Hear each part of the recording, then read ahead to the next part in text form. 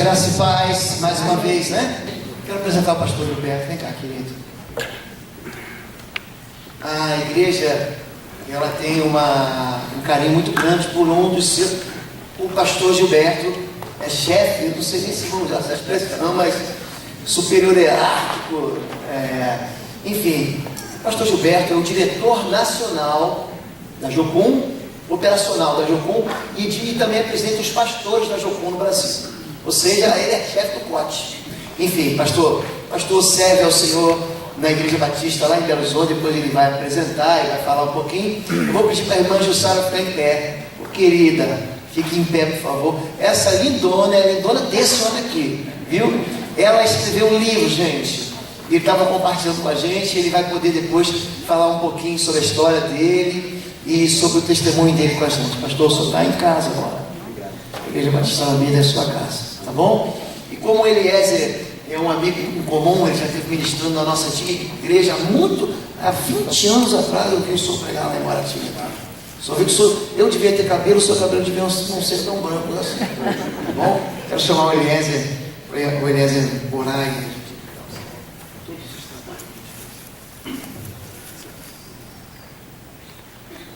Pai, nós te damos graça nessa noite, uma vez mais, porque Tu, Senhor, estás presente nesse lugar. O Teu Espírito, Pai, que nos convence, que realmente nos leva a um novo tempo. E nós invocamos o Teu nome, Senhor. Nós te chamamos para dentro, não somente do lugar geográfico, mas para dentro do nosso ser. Queremos te dizer que Tu és bem-vindo. Amém. Senhor, que todo espírito de surdez, de cegueira, todo embaraço, Senhor, nos nossos pés, todas as escamas nos nossos olhos, caiam por terra agora em nome de Jesus. Que o Teu Espírito, Senhor, fale através da boca do Teu Filho.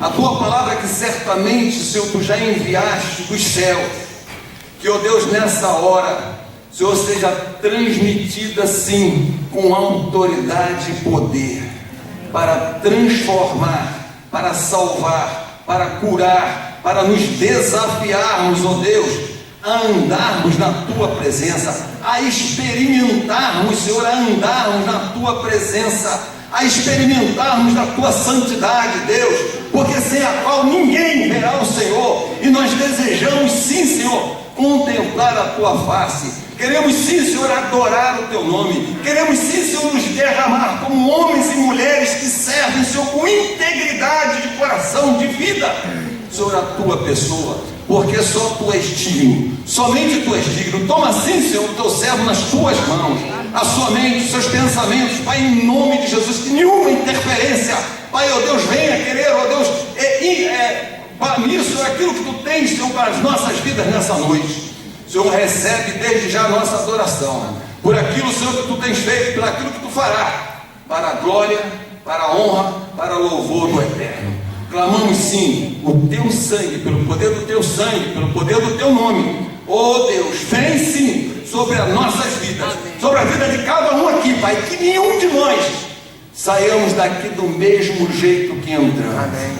Em nome de Jesus, é o que pedimos e agradecemos hoje e eternamente. Amém. Amém.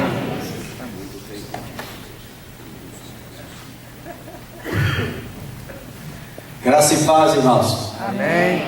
Puxa, não sei por que eu abri a minha boca para falar sobre minha função dentro da Jocum. Agora aumentou minha responsabilidade. Alguém já falou assim: olha, o Pote é muito estimado aqui. Se você é chefe dele, vai ter que fazer um trabalho melhor que ele.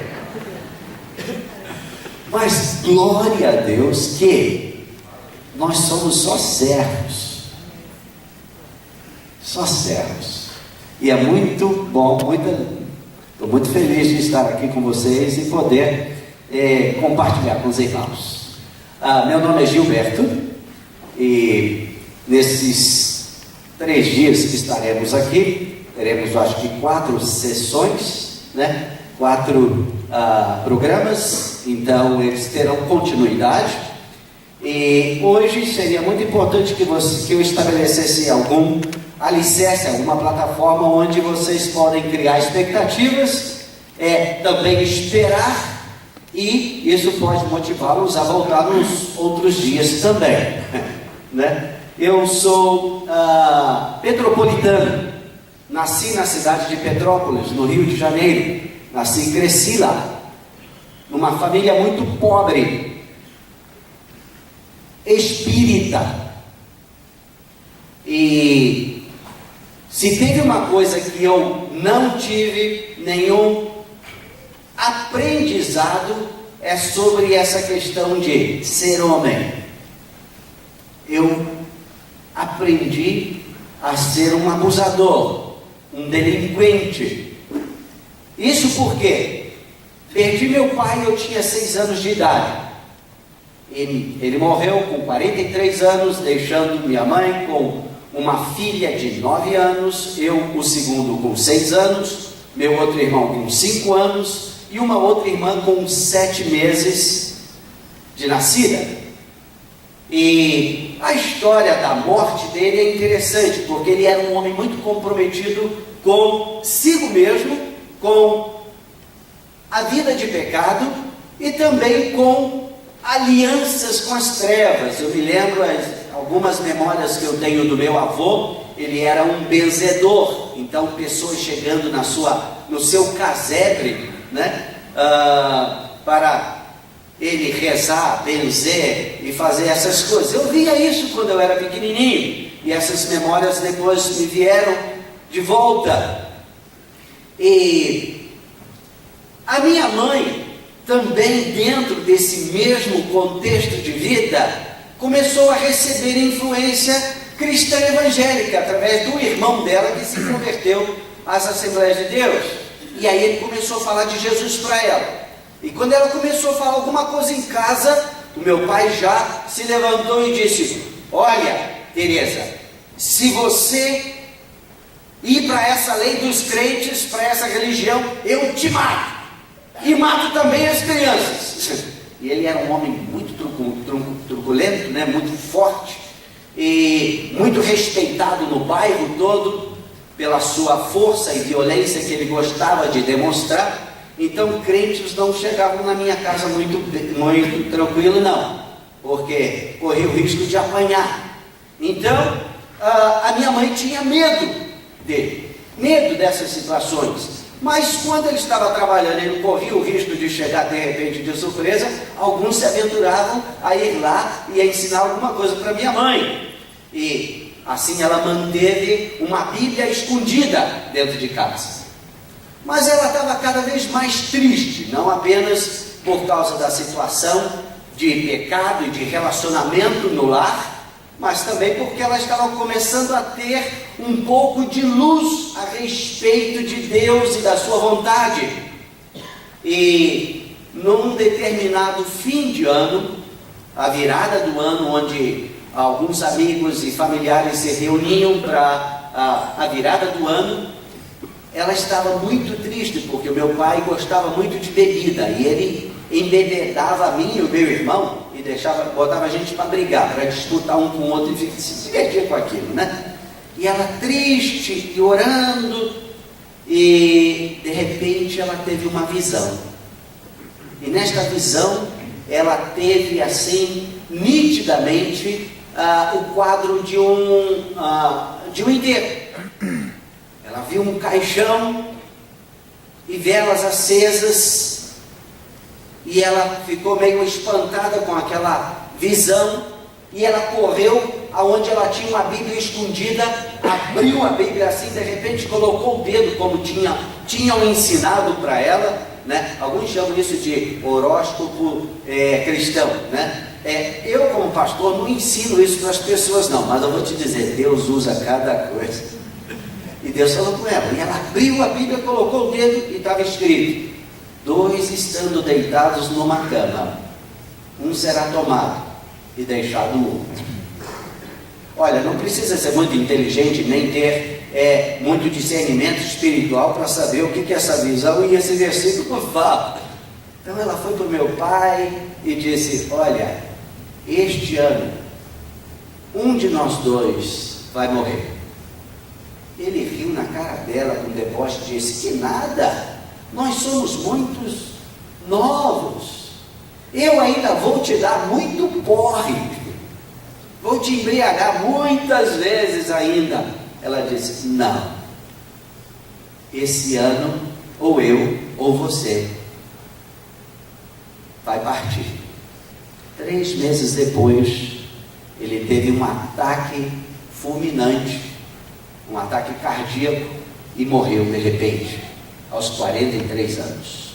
Bem, a vida já era difícil, ficou muito mais difícil no sentido de provisão. Logo depois daquilo, nós tivemos que deixar o nosso casebre, porque o meu avô, pai do meu pai, que havia falecido, junto com alguns tios, foram para minha mãe e disseram: olha, você tem que sair daqui, nós precisamos desse espaço. Eu me lembro desse dia, eu estava chorando de dor de dente,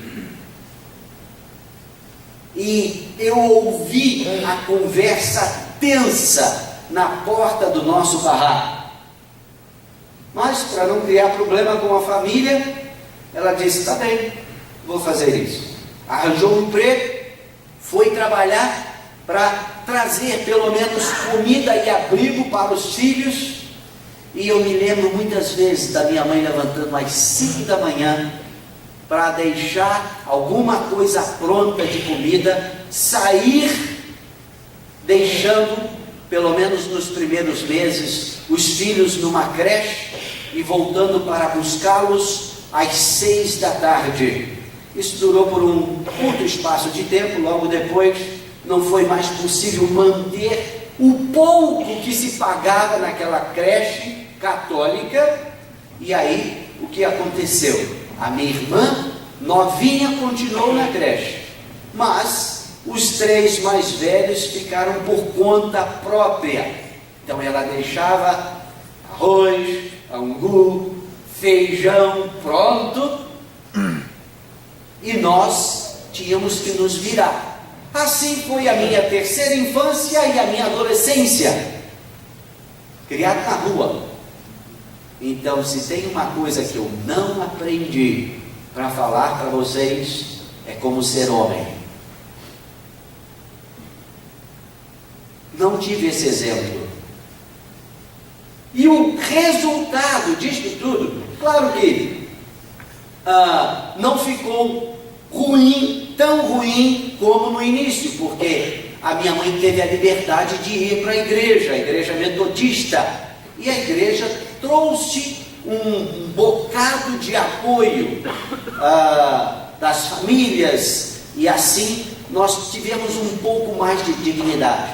Mas se tinha uma coisa que realmente falava muito comigo, era a questão de dignidade, porque eu não fui treinado em nada dessas coisas, mas eu tinha uma fúria dentro de mim muito grande, uma ira que era manifesta em muitos aspectos da minha vida. Principalmente na rua, você é treinado a sobreviver. Então apanha e bate, né? Sobrevive. Então, cada vez mais é exposto àquilo que o inimigo tem por objetivo: matar, roubar e destruir, ou construir um elemento que possa carregar com estas características no mundo. E eu tinha muita raiva de tudo que era bom, inclusive de Deus. Por quê? Eu não conhecia Deus. E a visão, por mais bem intencionada que as pessoas tivessem, que era passado para mim, não batia com a minha lógica, com os meus pensamentos, porque ao invés de gerar em mim esperança, expectativa e admiração por Deus, me separava dele e fazia com que eu duvidasse dele, das suas intenções e do seu amor. Que eu ouvia: Deus te ama. Eu já tinha até decorado: Deus amou o mundo de tal maneira que deu o seu Filho unigênito. Mas eu olhava para trás e me perguntava: que Deus de amor que nada? Se Ele fosse de amor, por que o meu pai morreu tão cedo? Que Deus de amor que nada? Por que Deus me fez nascer na família onde eu nasci? Por que Ele não me fez nascer em outra família?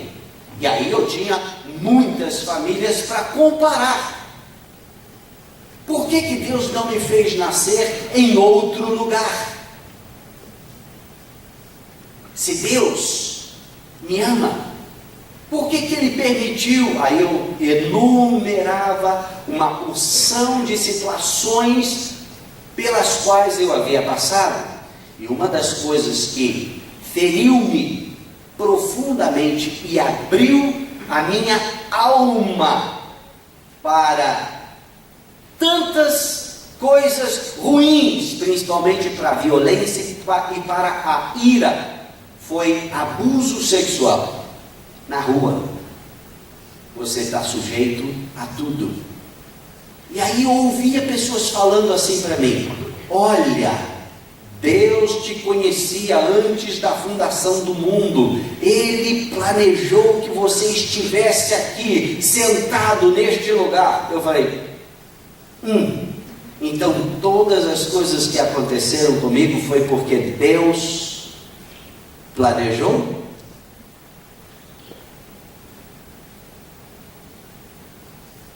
Ou Ele tem uma intenção muito ruim no seu caráter, e isso não tem nada de amor? Ou as pessoas estão enganadas a respeito de Deus? Ele não é todo poder como as pessoas dizem que Ele é, porque se Ele ama e não pôde evitar que todas essas coisas acontecessem na minha vida e na minha família, tem alguma coisa errada aí. E eu era resistente na minha adolescência a Deus. Provavelmente muitos de vocês já tiveram pensamentos assim, questionamentos assim. Isso, de uma maneira automática, sem que você perceba, estabelece uma barreira de relacionamento entre você e Deus, e entre você e as pessoas a quem você deve amar. Agora, a vida me ensinou muitas coisas também. E uma das coisas que a Bíblia me ensinou e desenvolveu em mim foi orgulho e desejo de ser bem-sucedido. E eu comecei a trabalhar muito cedo, fazendo tudo o que eu podia para superar principalmente a pobreza. E eu era também extremamente orgulhoso. Eu não admitia qualquer coisa errada na minha vida. Então, isso levou-me a uma situação de perfeccionismo bem aguçado. Como a minha mãe não gastava muito tempo conosco e ela era também uma analfabeta funcional, aprendeu a ler, a escrever assim mais no empurrão, no tranco, né? Então nós cuidávamos da nossa própria educação acadêmica. E eu era o melhor aluno de todas as classes. O meu alvo era tirar, na época o conceito era de 1 a 10, né? Então 10 a nota máxima. E quanto mais longe do 10, você vai mostrando que você era 10, 10, 10. Eu me lembro que em exatas ou matemática, a primeira caderneta até a última era 10, 10, 10, 10. Quando tinha um 9,9 eu entrava em desespero. E com 10 anos de idade, terceiro ano primário. Chegou o final do ano e eu fiquei em quarto lugar na classe. Eu fiquei desesperado. Saí daquela escola, me matriculei em outra escola e repeti o terceiro ano, porque eu não tirei em primeiro lugar. E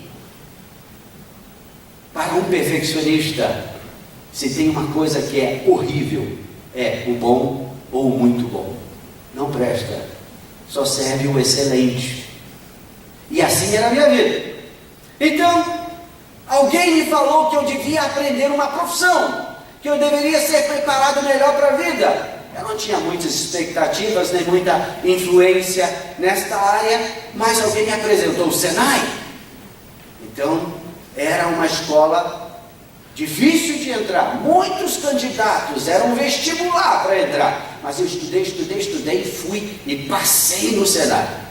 E me tornei o melhor aluno da minha turma toda, ao ponto da Flashman Royal, uma companhia alemã, ir lá e buscou-me para ser funcionário da Flashman Royal. Então eu tive carteira assinada antes de sair do Senai. E saí como o melhor aluno, ganhei prêmio, me tornei um mecânico na área de manutenção e estava lá buscando o alvo que eu havia estabelecido para mim num juramento: eu vou ser rico. Estava fazendo todo o possível para perseguir esse alvo. Quando eu tinha por volta de 16 anos, e isso, gente, indo na igreja nos domingos, já era batizado, tinha uma certa reputação dentro da igreja, principalmente porque quem é orgulhoso tem que manter as aparências. E para a igreja eu era um excelente jovem, cristão, comprometido, mas o meu coração era tão longe de Deus e tão cheio de amargura, tão cheio de raiva, e sempre questionando Deus.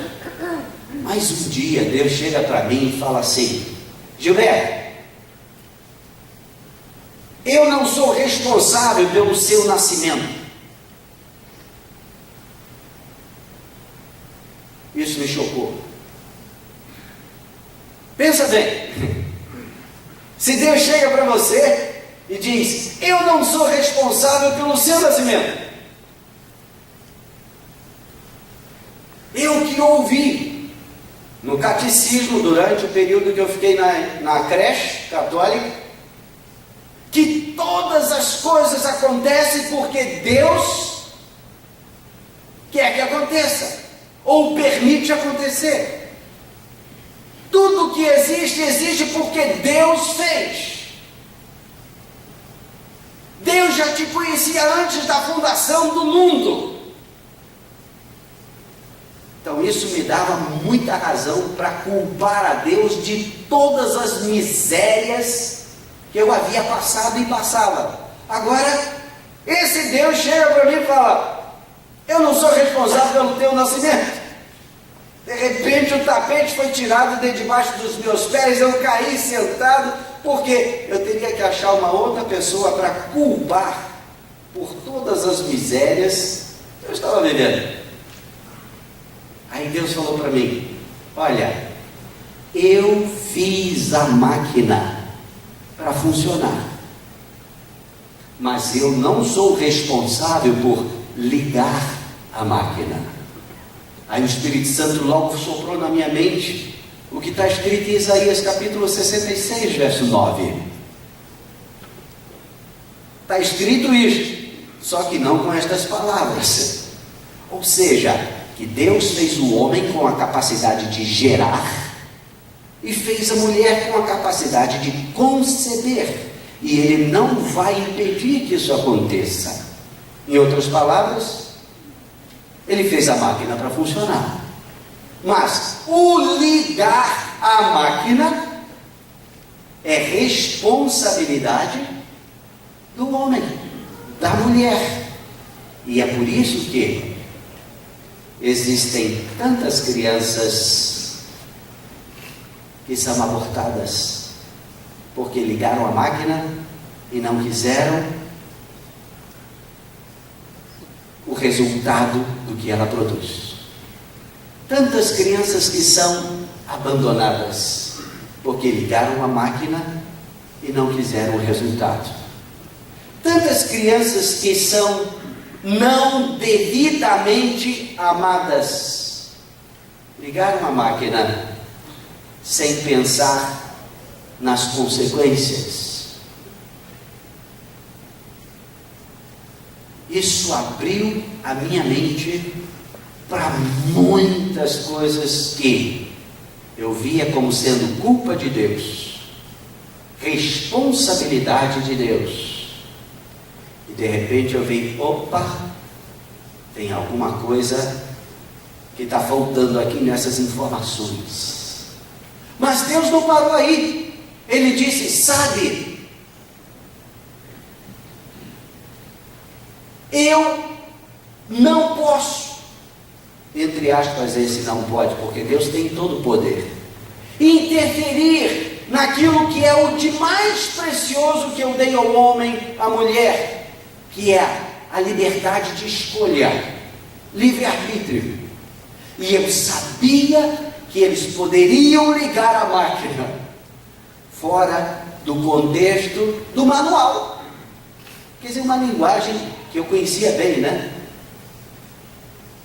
Então eu tive que tomar uma decisão eterna. A decisão é: eu vou amar eternamente todos quantos vierem a ser concebidos. Então, quando a Bíblia nos diz lá em 1 João que nós amamos porque Ele nos amou primeiro, é um absoluto, porque antes do meu pai saber que havia gerado um filho, Deus sabia. Antes da minha mãe saber que estava grávida, Deus sabia. E tudo aquilo que está escrito no Salmo 139, eu era ainda uma massa disforme, mas tu me conhecias, e na tua mão foram escritos todos os meus dias. Ou seja, naquele momento que uma explosão de vida aconteceu, Deus estava presente, e Ele viu, e Ele amou, e Ele investiu, e Ele sonhou os sonhos bons dele para aquele novo ser. De repente a minha mente deu um estalo, e essas verdades penetraram, e eu que vivia debaixo de um perfeccionismo tão grande, que é o resultado de rejeição. Uma pessoa que se sente rejeitada, ela não vê valor em si próprio, e sempre vai procurar mostrar algum valor pelo que faz. E por isso, muitas vezes, o caminho mais curto é o perfeccionismo. Tudo que faz tem que ser perfeito. Isso lhe dá autoridade, inclusive, para criticar os outros que não fazem como ele faz. Mas, ao mesmo tempo, ele tem medo de fazer qualquer coisa. E, por exemplo, num grupo como a família, a escola, a igreja, o trabalho, ele raramente, o perfeccionista raramente se prontifica a fazer qualquer coisa. Por quê? Ele tem tanto medo de não acertar na mosca, que resolve não se arriscar, mas fica do lado e fala assim: isso aqui não vai dar certo não. Se eu estivesse fazendo, eu ia fazer assim, assim, assim, isso daria certo, mas desse jeito que está fazendo aí, não vai dar certo não. Fica criticando todos, mas não se prontifica a fazer nada. Isso é fruto de rejeição, que era a minha vida até aquele tempo. Mas de repente eu ouvi que o maior amor de todo o universo me amava. E eu não precisei fazer nada. Ele me quis, Ele me amou, Ele me aceitou, quando eu era ainda uma massa disforme. Eu falei, puxa, o Criador de todo o universo, o maior amor que existe, me ama. Então, por que eu vou ficar preocupado? Por que eu vou ficar olhando as pessoas que não me amam? Eu não vou mais me preocupar com eles. Eu disse, que se dane, eu vou agora viver esse amor. E alguma coisa aconteceu na minha vida, naquele momento. Eu disse para Deus, Deus, se o Senhor me ama desse jeito, é esse amor que eu quero na minha vida. É essa a vida que eu quero ter. E eu não gosto de mim. Então o Senhor tem que mudar isso dentro de mim. Agora, gente, olha só. Orgulhoso, perfeccionista, medo de errar, é tão grande que você às vezes passa cada coisa. Eu me lembro que a minha preocupação daquilo que os outros iriam pensar sobre mim era tão grande que algumas vezes eu ficava tão em silêncio, preocupado com isso, que algumas pessoas viravam para mim e falavam, você tem língua? Ou situações como pegar um coletivo, um ônibus, e para ir para casa sempre precisava de alguma coisa, assim, algum meio de transporte. E aí estava chegando o ponto onde eu deveria descer, tinha que puxar a campainha e vir os pensamentos. E se você puxar a campainha e o ônibus passar direto, as pessoas, bom, ele passou direto. Pensava cada coisa, não puxava a campainha, para não chamar atenção. Aí aonde o ônibus parava, eu descia e caminhava de volta a pé. Timidez em excesso. Mas naquele dia que eu entendi o que Deus me falou, eu falei, não quero mais ser assim. Eu quero ser diferente. E eu comecei a mudar a minha própria maneira de viver, de ser, de reagir, de tratar as pessoas. E eu comecei um curso de aprender a ser homem com Ele, com o meu Pai. Ele me ensinou a ser homem. E eu não tinha condição nenhuma de amar, respeitar, cuidar de uma mulher. Eu tive que aprender com Ele.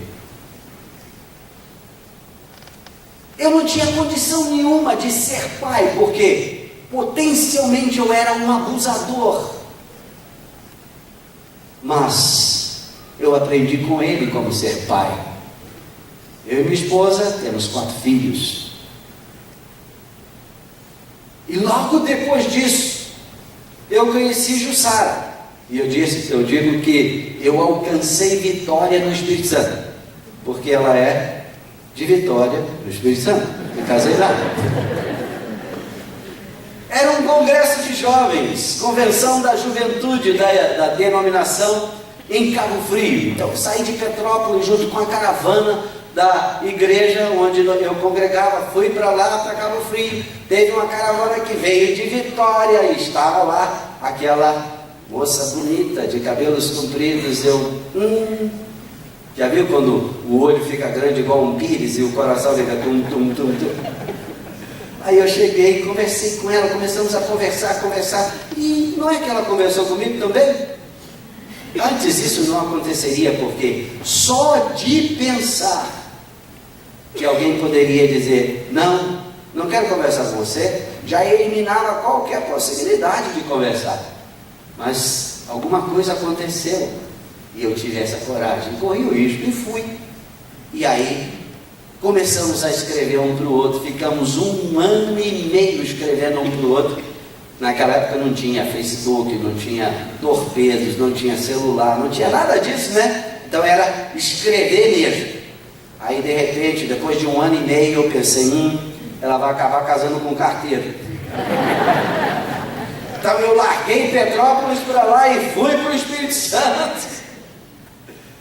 E Deus começou a trabalhar a nossa vida. Então esta é a base da minha vida. De onde eu vim. Lá no Espírito Santo nós ouvimos pela primeira vez a respeito da obra missionária. E como era uma igreja muito ativa, uma mocidade muito vibrante, ativa em oração e também em evangelismo, logo isso chamou a nossa atenção. E de repente estávamos diante de um desafio. Quem é Deus para nós? Qual é o relacionamento que temos com Deus?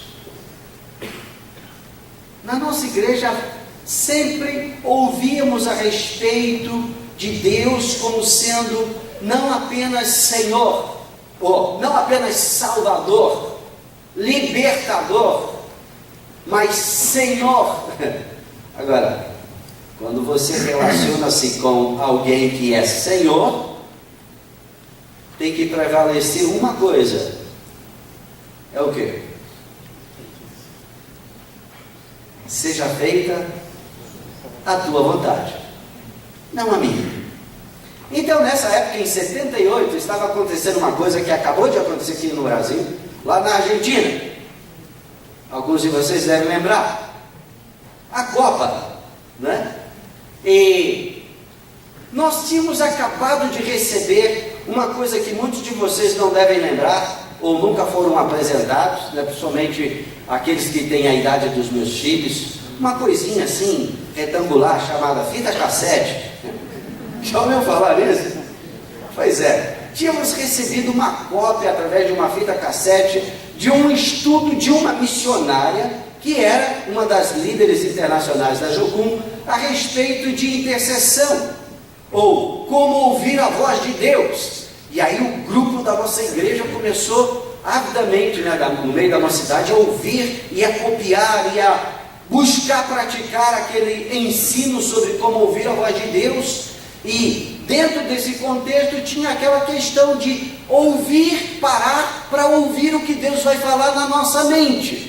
A gente tinha uma igreja avivada, então sabia que Deus falava, mas falava do jeito que a minha mãe aprendeu, assim, abriu, assim, colocou o dedo e Deus fala com você, ou aquelas palavras proféticas que, eis meu servo que eu te falo, e aí todo mundo curva assim e fica com medão danado para ver se algum dos pecados ocultos não vai vir publicamente, né? Então aquele temor e assim por diante. Mas Deus falar de uma forma íntima, diretamente no coração, isso era novidade.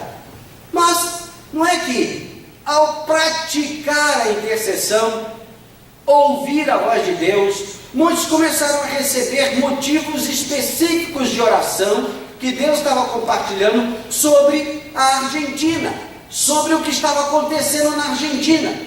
E de repente, muitos destes motivos pelos quais eles estavam orando começaram a aparecer no noticiário, no Jornal Nacional. Aí o povo ficou bem empolgado.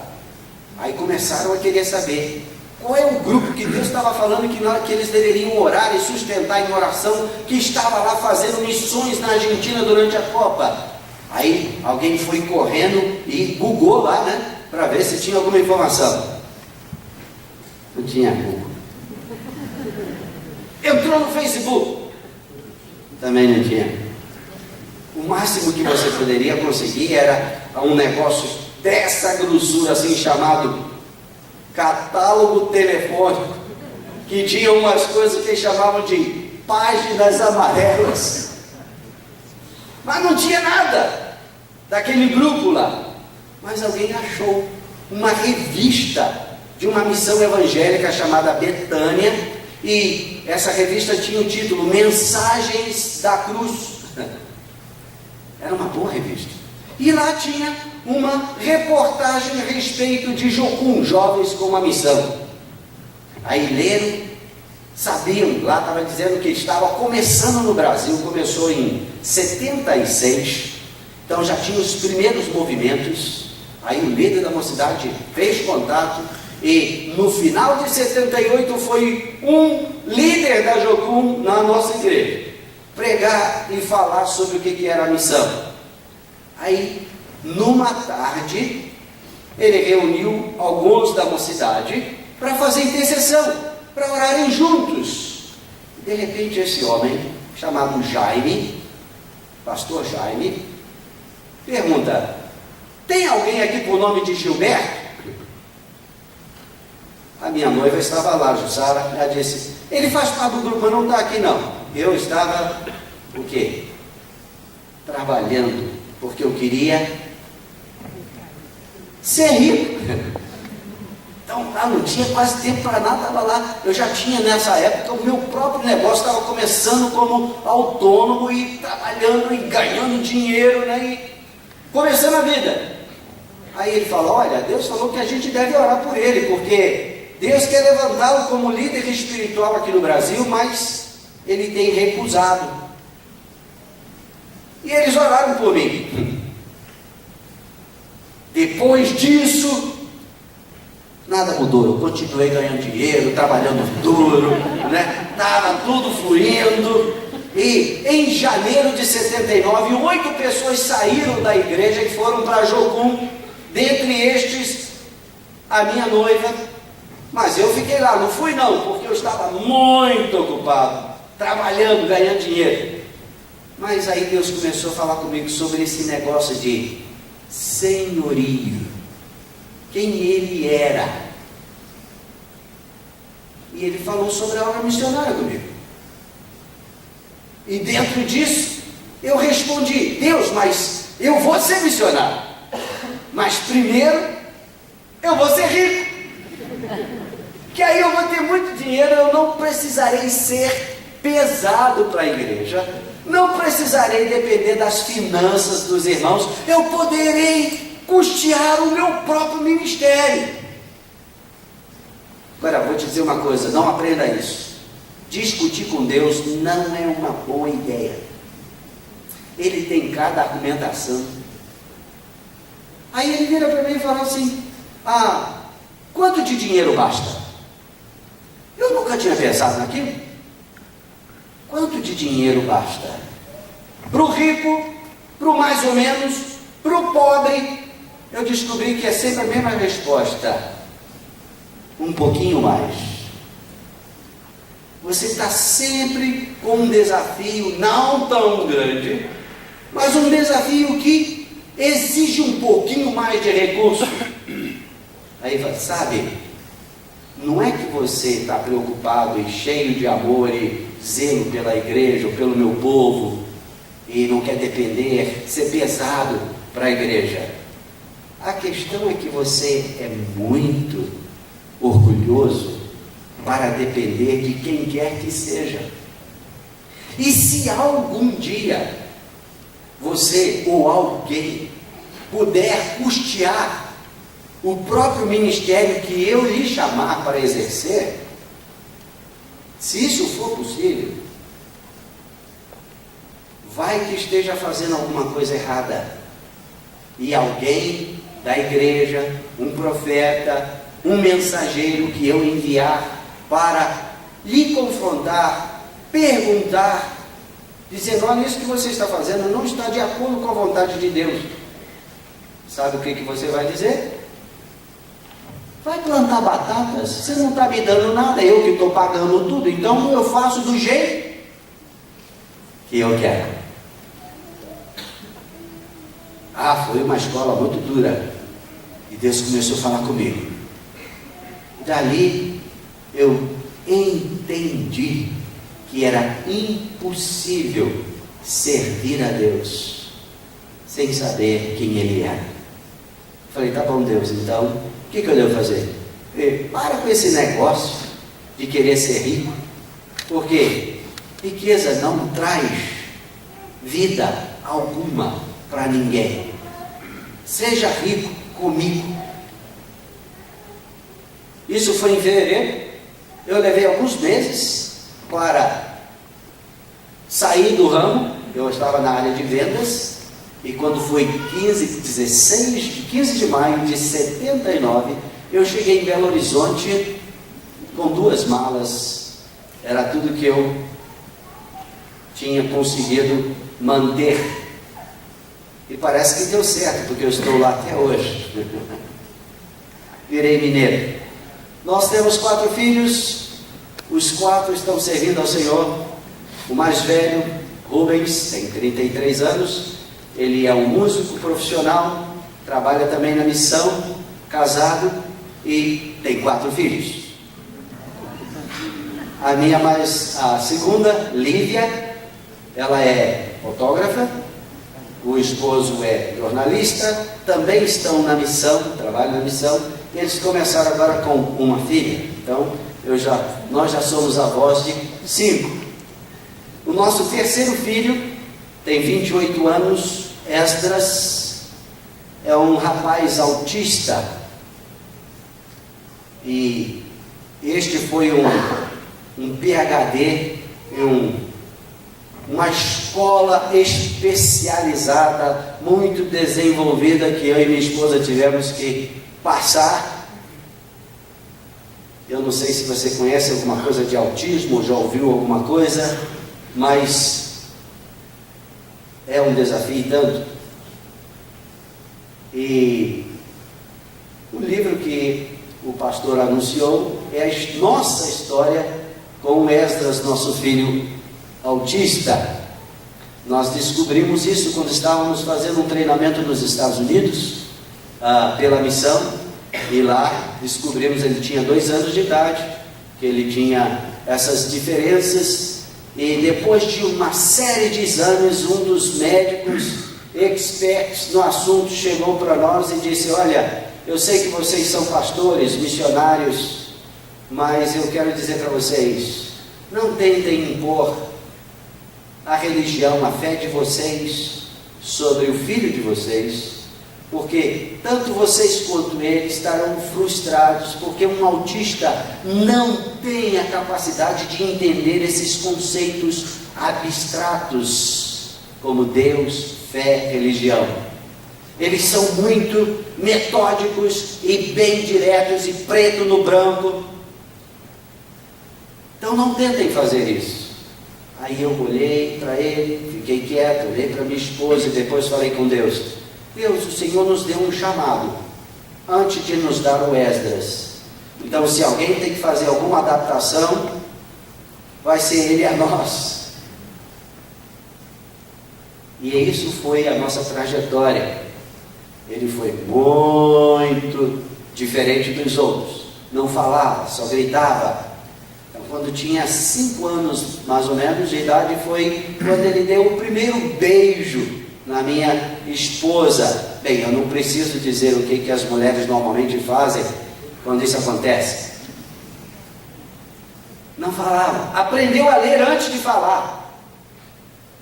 E o fato de ter aprendido a ler que o levou a falar. Aí um dia ele estava lá muito irritado porque estava gripado, e essas coisas diferentes num autista pode desencadear muitas outras coisas. Eles são extremamente sensíveis. E aí ele vira para minha esposa e diz: ora para Esdras ficar curado. Ele falava assim bem pausado. Aí ela orou por ele. Ele disse: não é desse jeito. Aí ela mudou todas as palavras da oração. Ele: não. Já começou a ficar irritado. Aí ela orou o Pai Nosso. Ele: não é assim. Aí quem ficou irritado foi ela. Então, como é que eu devo orar por você? Daquele outro jeito. Que jeito?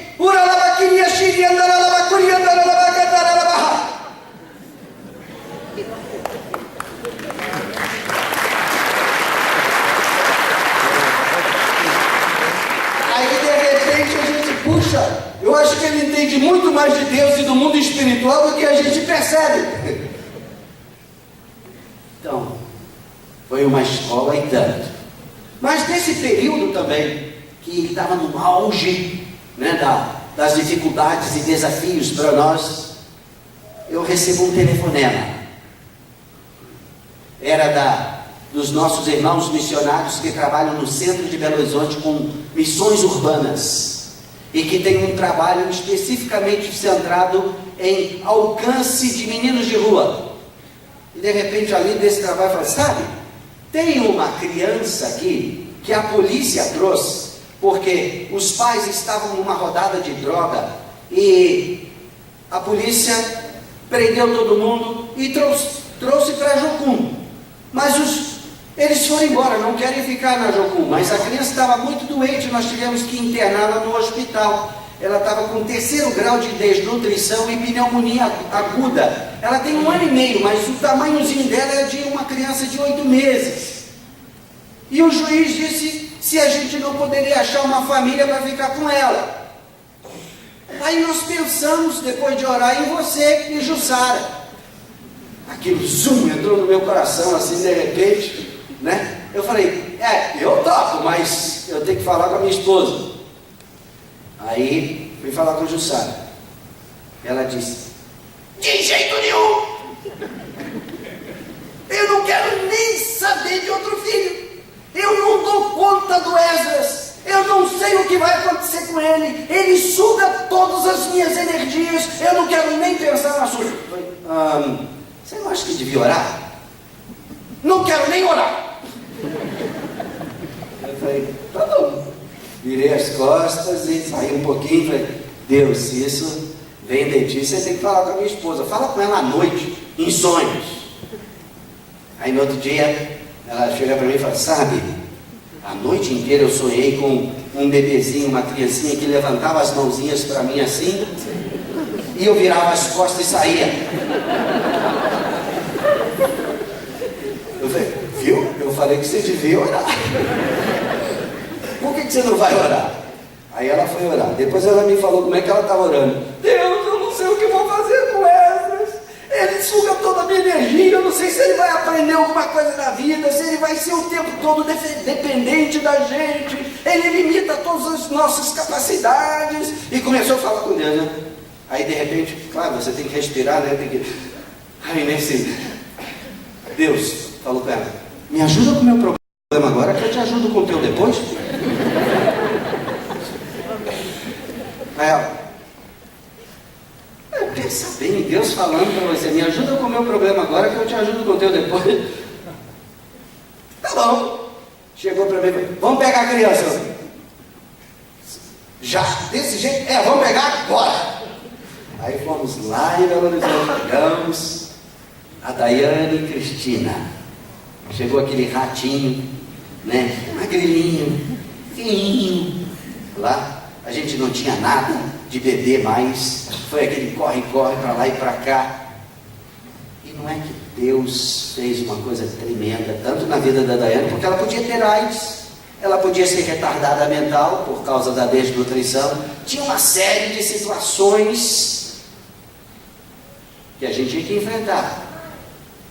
Mas eu acho que ela nasceu, os pais eram pivetes de rua, nasceu nas ruas de Belo Horizonte, era disputada por gangues de droga e às vezes para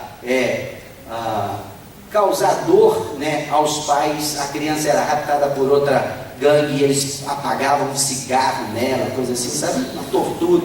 Uma vez caiu dentro do Rio Arruda e alguém foi lá e pegou.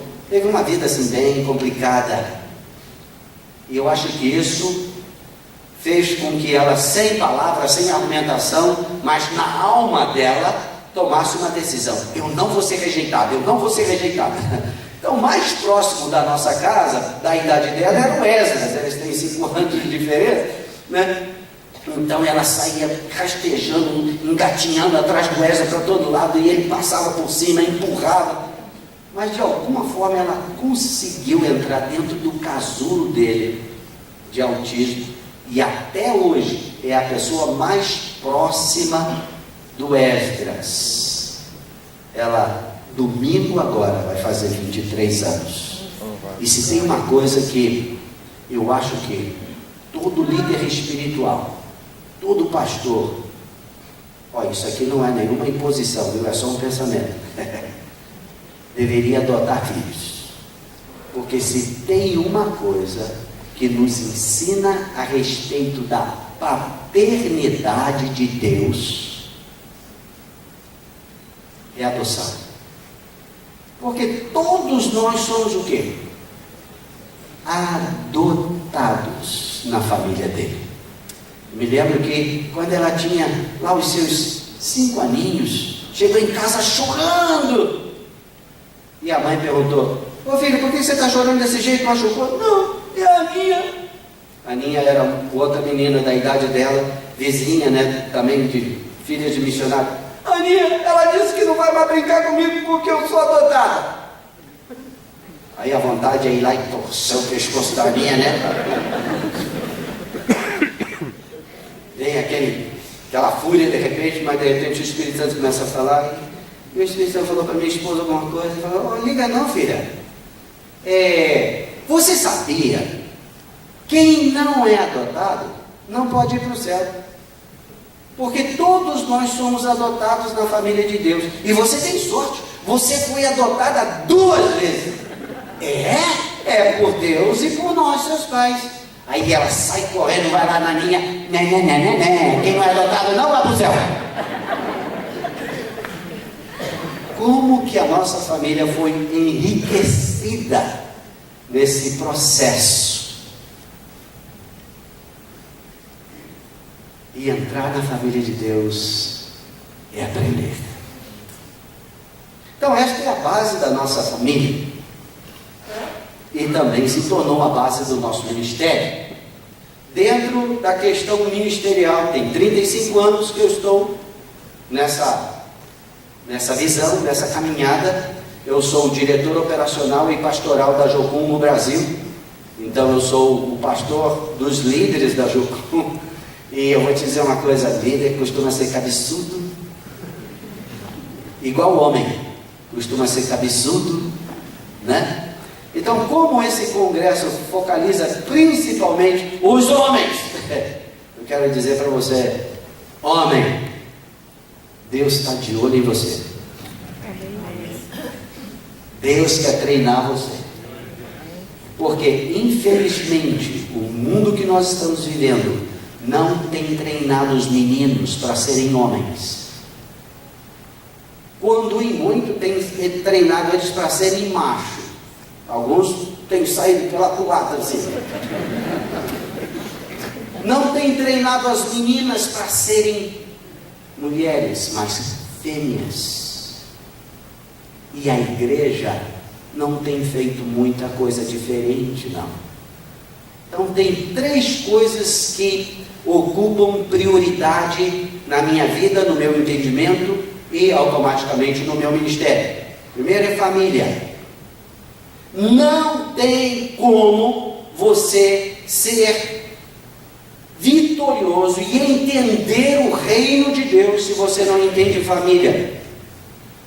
Família é fundamento da nossa vida e é fundamento do reino de Deus. O segundo é igreja. A igreja precisa ser a revelação de Deus para este mundo. A igreja é porta-voz dos céus.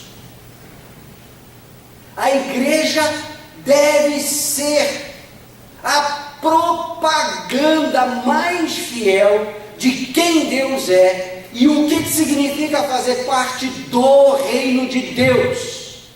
Não é à toa que Jesus diz: vocês ou nós somos o sal da terra, a luz do mundo. A igreja precisa entender isso. E o terceiro é missões, que tem a ver com o coração de Deus. Ele veio buscar e salvar o que se havia perdido. Então, se eu conheço o coração de Deus, se eu faço parte da família de Deus, se eu estou inserido no corpo de Cristo, que nós chamamos de igreja, isso precisa ser fundamento da minha vida. E foi isso que eu decidi quando eu tinha 20 anos de idade, quando eu estava tentando ser rico. E nessa caminhada eu já estive em 49 nações diferentes, pregando, ensinando, influenciando, mas Deus sempre me trouxe de volta para o Brasil. Acho que talvez por causa daquilo que Ele tinha revelado para esse pastor Jaime lá em 78. Deus quer levantá-lo como uma influência espiritual, um líder espiritual no Brasil. Então, todas as vezes que eu saí, eu acabei voltando e tenho desenvolvido esse trabalho aqui. Então, durante esses dias que estaremos juntos, essas 3 coisas serão fundamentais, onde eu estarei falando para vocês. Especialmente, qual é a vontade de Deus para nós, ou quem é Deus. Me chamou a atenção quando nós começamos o culto aqui, e a primeira música que foi no louvor ministrado foi, eu até anotei aqui, abertura, né? Não vou recuar, igual a Jesus eu decidi, eu quero ser. Lembra disso? Igual a Jesus. Agora eu vou te dizer uma coisa. É possível? É possível? Sim. Se não fosse possível, não estaria na Bíblia. Então, este vai ser o principal fundamento das nossas conversas. Ser igual a Jesus. Em Efésios capítulo 5, verso 1, diz: sede, pois, imitadores de Deus, como filhos amados. Você crê que Deus é justo? Amém. Quantos acham? Amém. Concorda comigo? Deus é justo? Amém. Você crê que Deus é bom? Amém. Deus é bom. Você precisa duvidar da bondade de Deus?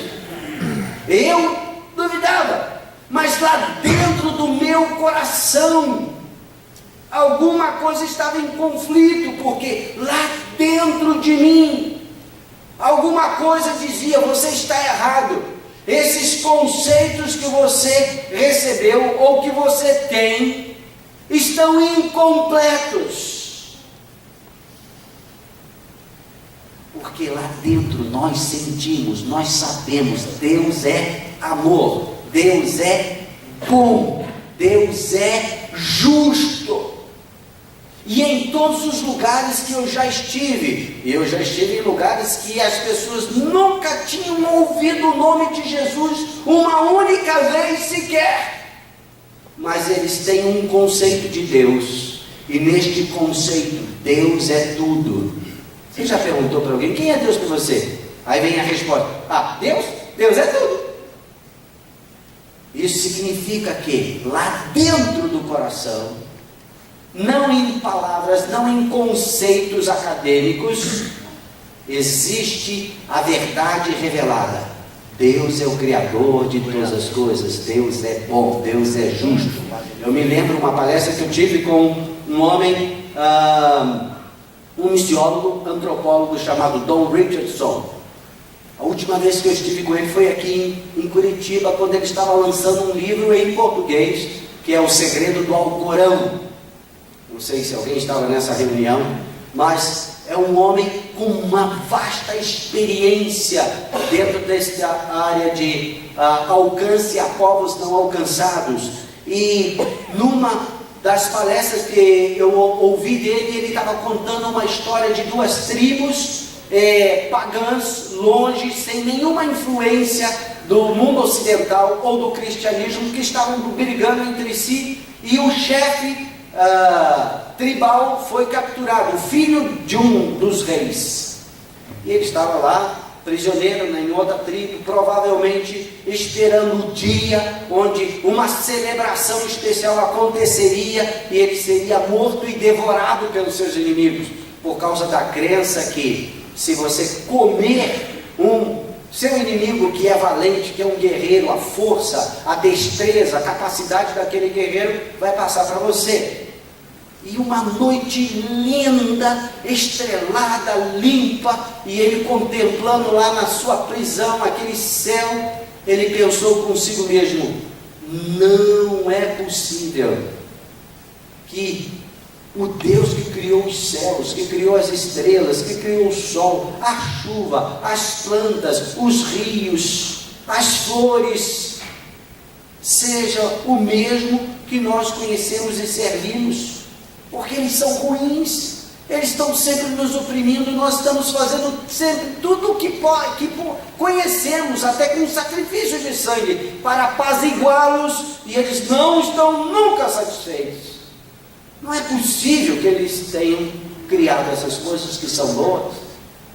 E lá dentro do seu íntimo saiu um clamor: ó Espírito, ó Deus que criou os céus, a terra, que criou a natureza, que criou a chuva, essas coisas boas. Se você é diferente daqueles que nós conhecemos e servimos, eu quero te conhecer. Na mesma hora uma luz forte brilhou diante dele, assim, naquela noite. Aquilo que o prendia se quebrou, e ele ouviu na sua língua uma voz: segue-me. E ele saiu atrás dessa luz. E durante 3 dias e 3 noites ele caminhou floresta adentro. De repente ele saiu daquela espécie de transe, né? E ele estava num lugar diferente, que ele nunca tinha estado antes. Viu construções diferentes que ele não conhecia, diferente da que ele estava acostumado. E a primeira pessoa que ele encontrou era uma pessoa bem diferente, de cabelo amarelo, de olhos azuis. E ele ficou assim, paralisado. Ele estava dentro de uma base missionária. Ali ele foi recebido pelos missionários, passou algum tempo lá com eles, aprendeu a língua dos missionários, aprendeu sobre Jesus, o Salvador, o Criador de todas as coisas, e depois voltou como missionário para a sua região, para o seu povo. Está escrito lá em alguns lugares, mas eu me refiro a Romanos capítulo 10: todo aquele que invocar o nome do Senhor será salvo. Deus quer se revelar. Então a primeira coisa que eu gostaria de deixar para vocês pensarem nesta noite, para a gente trabalhar nisso amanhã. Por quê? Qual a razão de Deus ter nos criado? Qual a razão de Deus ter criado você? Nós ouvimos algumas vezes em mensagens, até cantamos: para te adorar foi que eu nasci, para te servir foi que eu nasci. Agora, pensa bem, Deus, Ele é o que a Bíblia diz que Ele é? E a Bíblia fala que Ele é todo poderoso. Você concorda com isso? Amém. Que Ele tem todo o poder nos céus, na terra e em todo lugar. Você concorda com isso? Amém. Agora pensa bem, se Deus, a intenção dele ao criar o homem foi para que o homem o servisse ou o adorasse, teria alguém neste mundo que poderia dizer não a Deus? Teria alguém com a capacidade de afrontar a Deus e dizer: eu não vou te adorar, eu não vou te servir? e quero ver se você é forte o suficiente para me obrigar a fazer isso. Teria alguém com essa capacidade? Então, baseado nesse atributo natural da pessoa de Deus, ele é onipotente. Essas duas declarações não estão em harmonia, porque se esta fosse a intenção de Deus, não teria ninguém na face da terra que poderia não estar servindo a Deus ou adorando a Deus. Então, concluímos que Deus não nos criou para adorá-lo. Ele seria muito narcisista, muito vaidoso, se essa fosse a verdade. Deus não nos criou para servi-lo. Por quê? Primeiro, que ele é completo em si mesmo, ele não precisa de coisa alguma. E se essa fosse a intenção, ele tem até o direito de fazer isso, não teria ninguém na face da terra que não estivesse servindo a Deus. João capítulo 17, verso 3, começa a nos dar a resposta. João 17, 3, que diz: e a vida eterna é esta, que te conheçam a ti, o único Deus verdadeiro, e a Jesus, a quem tu enviaste. Conhecer a Deus faz com que nós conheçamos a nós mesmos. Conhecer a Deus faz com que nós conheçamos os seus propósitos em criar-nos, como também criar todas as coisas. Conhecer a Deus faz com que nós entendamos, porque tantas coisas acontecem fora daquilo que nós poderíamos claramente entender pela palavra de Deus, ser ou não ser a vontade de Deus. Deus nos criou com um único propósito: relacionamento com Ele para toda a eternidade. Agora, quando você desenvolve relacionamento, isso só é possível através de amor. E amor é algo que nós precisamos trazer luz. Deus é amor. E é em amor que relacionamentos são construídos e geram vida. É algo que nós precisamos pensar um pouquinho. Então, para as próximas reuniões, nós vamos estar focalizando: o que é amor? O que é santidade? O que significa o que Mateus capítulo 5, verso 48 nos diz? Portanto, sede vós perfeitos, como perfeito é o vosso Pai Celeste. Ou Efésios capítulo 5, verso 1: sede, pois, imitadores de Deus como filhos amados.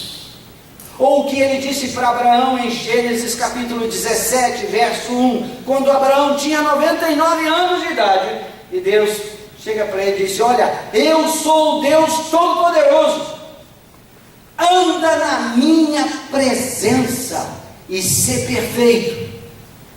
O que isso significa? Porque o que nós estamos aprendendo dentro da igreja e fora da igreja nos dias de hoje é: olha, não olha para mim não, porque eu sou homem. Não olha para mim não, porque eu sou falho. Errar é humano. Essas coisas que nós aprendemos, não é? E sem pensar nas implicações disso, especialmente com as declarações que a Bíblia nos traz, nós buscamos viver uma utopia, porque no fundo nós não acreditamos nela. E aí não percebemos que estamos afligindo o próprio caráter de Deus. Como que Ele pode exigir de nós uma coisa que é impossível?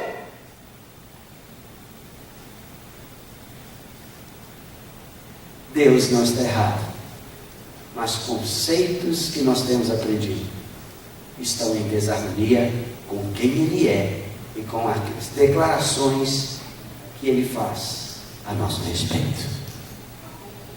Quem anda te treinando para ser homem?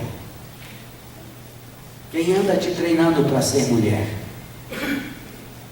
Deus ou é o mundo? Deus e a sua palavra ou a sua cultura? Deus e a sua palavra ou a sua família? Deus e a sua palavra ou o sistema deste mundo? Mas nós precisamos decidir, porque em Gênesis capítulo 1 está escrito: e disse Deus, façamos o homem à nossa imagem, conforme a nossa semelhança. E Deus criou o homem, macho e fêmea, homem e mulher os criou, à sua imagem, conforme a sua semelhança. E eu quero que você durma com esse pensamento. Humanidade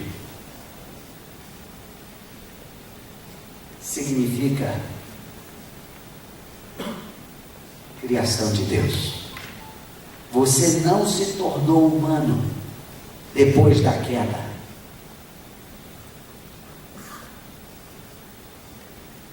Deus fez o homem humano. Então a humanidade veio antes da queda, não depois. Então o seu original, a sua origem, não é de destruição, mas de santidade e pureza, como Deus é. Façamos o homem a nossa imagem, conforme a nossa semelhança. E nós não temos, como indivíduos, filhos, filhas de Deus, ou como igreja, nós não temos autoridade para mudar nada neste mundo, sem que compreendamos essa verdade que a Bíblia nos ensina. Somos a imagem e semelhança de Deus. Você é fruto do coração de Deus, da vontade de Deus, dos planos de Deus. E é dessa forma que nós precisamos viver, agir e reagir. Amém? Amém. Quantos estão com expectativas? Amém. Deus vai trazer coisas novas para nós. Amém. Vamos ficar em pé, vamos orar.